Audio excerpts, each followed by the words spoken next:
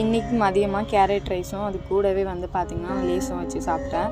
லேஸில் எனக்கு இந்த ரெட் சில்லியும் அதுக்கப்புறம் டொமேட்டோ ஃப்ளேவர் இருக்கிறது ரொம்பவே பிடிக்கும். உங்களுக்கு எந்த ஃப்ளேவர் பிடிக்கும்னு கீழே கமெண்ட் பண்ணுங்கள். மந்த்லி ஒரு வாட்டிக்கு கிச்சனில் இருக்கிறது எல்லாமே எடுத்து ஆர்கனைஸ் பண்ணி வைப்பேன்.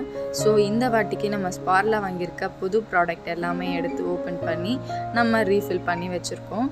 ஸோ நீங்கள் அந்த வீடியோ டெஃபினட்டாக பார்க்கணுன்னு நினச்சிங்கன்னா கீழே டிஸ்கிரிப்ஷனில் லிங்க் தரேன், போய் செக் பண்ணி பாருங்கள்.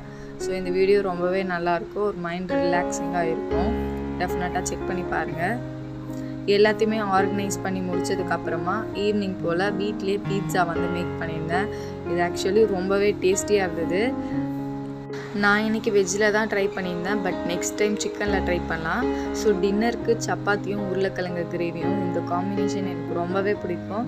ஸோ இதையும் சாப்பிட்டு முடிச்சுட்டு தூங்க போயாச்சு. பாய், தேங்க்யூ ஃபார் வாட்சிங். நாளைக்கு வீடியோவில் பார்க்கலாம்.